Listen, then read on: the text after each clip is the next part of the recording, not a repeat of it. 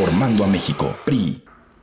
En las calles de la Nueva España, ya avanzada la colonia, que es en realidad un virreinato, deambulaba entre sus pintorescas costumbres la figura educada del Periquillo Sarmiento, o más bien, de José Joaquín Fernández de Lizardi, que es quien le dio vida a la picaresca y moralizante literatura mexicana de la colonia. El gobierno no debe consultar con el gusto y la avaricia de los ricos, sino con la justicia y el bien general de la nación, dijo. Ya en tiempos de la colonia, que como ya acoté, no es más ni menos que un virreinato, el reclamo es exacto. No con los ricos, sino con la justicia. Retumban las letras de Lizardi y yo, amigos míos, palidezco ante la imposibilidad, ante la titánica tarea que es conciliar la justicia social con los intereses de la riqueza. Decía un amigo, un buen amigo, miembro del desaparecido Partido Popular Socialista, un maestro lombardista, que no era que estuviesen peleados con la riqueza, sino que estaban peleando contra la mala distribución de la riqueza. De eso ya tiene poco más de 10 años, yo tendría cerca de 20 y era arrogante, espero que ya se me haya quitado, pero lleno de entusiasmo, cuestiones que casi siempre van acompañadas de la juventud, que es así, estoy seguro, a diario se me va quitando. Este viejo amigo del que les hablé, también no cesaba de repetir lo que a sus años, ya entrado a los 70, era una muletilla. La historia del mundo es la historia de las clases sociales. Que como todos sabemos, es la entrada maravillosa y poética, por cierto, del apartado Burgueses y Proletarios del Manifiesto del Partido Comunista, escrito por Carlos Marx y Friedrich Engels. Bueno, si la historia del mundo, así con mayúsculas, es la historia de la lucha de clases, en lo particular en nuestro país, la historia de México es la historia de las desigualdades. Rolando Cordera hizo un ejercicio de reflexión sobre la desigualdad. Él señala, y lo cito, la desigualdad marca nuestra historia y ha modulado nuestras mentalidades. Desde que el barón Humboldt nos describió como la tierra de la desigualdad, las élites gobernantes parecen haberse empeñado en rendir puntual homenaje a tan lamentable calificación. Luego viene el largo discurso sobre la desigualdad, sobre la conciencia de la desigualdad, desde los sentimientos de la nación de Morelos a Ponciano Arriaga e Ignacio Ramírez, quien a principios del siglo XIX se preguntaba ¿qué hacemos con los pobres? Mariano Azuela, Los de Abajo y Federico Gamboa, La venganza de la gleba, por decir algunos. Con la llegada de la democracia y la intensa y extensa urbanización y la maduración demográfica del país, este reconocimiento debería convertirse en un obligado primer paso para darle un sentido progresista y productivo a las transformaciones estructurales ávidas, que sea congruente con el discurso que se forjó el calor de la construcción del Estado Nacional y con el impulso de la Revolución Mexicana. Esta última parte también es del maestro Cordera, a quien le pido disculpas por recoger su escrito. El gobierno no debe consultar con el gusto de la avaricia de los ricos, sino con la justicia y el bien general de la nación. Repite Lizardi, todos los Lizardis de nuestra nación. Y entonces me detengo y me pregunto, ¿qué hemos hecho nosotros como partido para lograr apaciguar el hambre de desigualdad entre nosotros, los mexicanos? Vámonos por partes para entendernos, para comprendernos, para transformarnos verdaderamente. Hace poco, un par de días quizá, dentro de un foro organizado por el IDCADEP, un foro que formó parte de las actividades de nuestra Escuela Nacional de Cuadros, un compañero, y cuando digo aquí compañero lo digo con la conciencia plena del peso de cada letra, señalaba las deudas que el proceso posrevolucionario tiene para la sociedad entera, y en lo general tiene razón. Sin embargo, lo digo aquí nuevamente, como lo hizo en su momento, negar los logros y conquistas de la revolución no solo es negar que somos producto de un avance exponencial con respecto del nivel de vida de los mexicanos del siglo XIX, sino, y es aquí lo más importante, también es negar la posibilidad del futuro.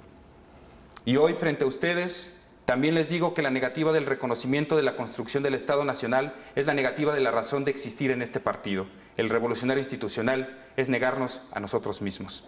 Desde la creación del PNR y luego el PRM, el PRI ha recogido las demandas emanadas de la revolución y en menor o mayor medida, según el contexto histórico, ha logrado atenderlas también con mayor o menor éxito. Desde la construcción de un instituto político sólido en la primera mitad del siglo XX hasta el reconocimiento de la necesidad de transformar México, consolidando la democracia, que no es más que el fortalecimiento de las instituciones cada vez más sólidas, más plurales y más ciudadanas. Al general Plutarco Elías Calles le debemos la institucionalización del proyecto revolucionario y la aglutinación de las fuerzas activas de la sociedad mexicana. Al general Cárdenas la práctica del nacionalismo y la sensibilidad política de no sucumbir a la tentación del fascismo, y claro que había riesgos. Luego vino la época del milagro mexicano, crecimiento económico a un ritmo de 7.3%, Y yo les digo que no es un milagro, sino una consecuencia. Como consecuencia fue el desmoronamiento de la proeza, el crecimiento se dio gracias al proteccionismo del Estado que evitó el crecimiento de la industria nacional. Pero hablemos de esto más adelante.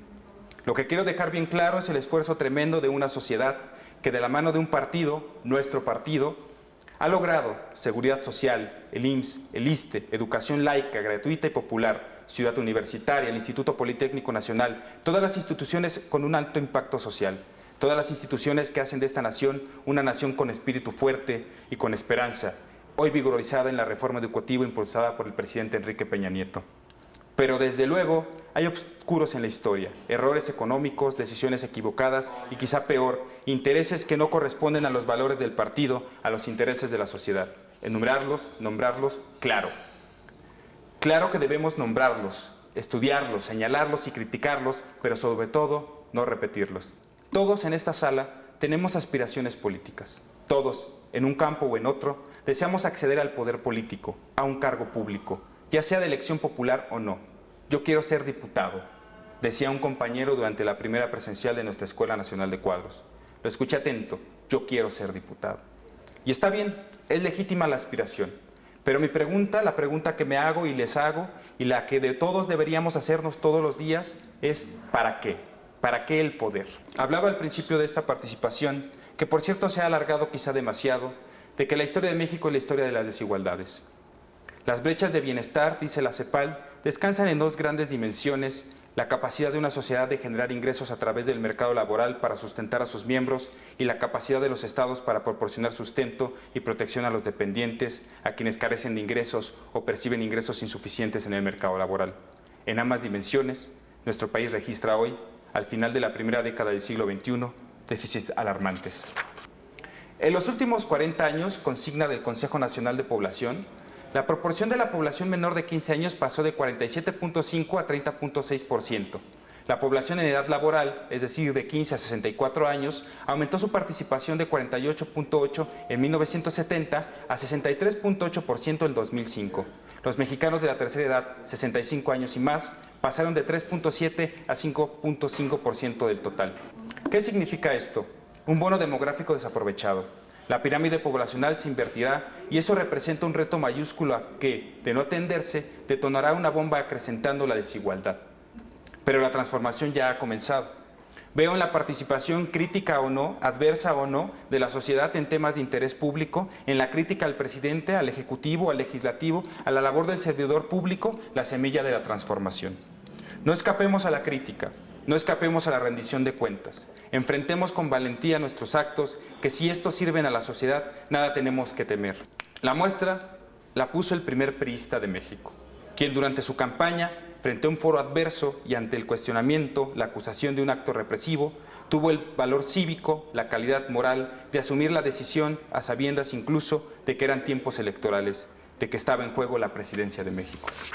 Con esta misma valentía, el hoy presidente, el presidente de todos los mexicanos, asume la crítica de las reformas necesarias para construir una nación más próspera. Con la reforma hacendaria, con las medidas de impuestos progresistas, tocó a los intocables, sabiendo de antemano que también son un poder fáctico y que tienen muchos recursos para atacar. Lo mismo hizo con la reforma en telecomunicaciones. Esas son decisiones valientes. Ese es un paso hacia el pago de nuestra deuda con el país. ¿Cuál nuevo PRI? Me preguntan. El nuestro. ¿Que hay errores? Es verdad, pero los que delinquen son los individuos, no las instituciones. Eso lo ha dejado muy claro nuestro presidente nacional, el doctor César Camacho. Y si hay delitos, se deben perseguir. Y si hay errores, se deben pagar. Ese es el nuevo PRI, el que se reconoce y se transforma. El que está conformado de ciudadanos valientes que responden a la pregunta: ¿para qué quieres ser diputado, o alcalde, o subsecretario, o servidor de ventanilla de un instituto político? Quiero serlo para transformar a México. Muchas gracias. Transformando a México, PRI.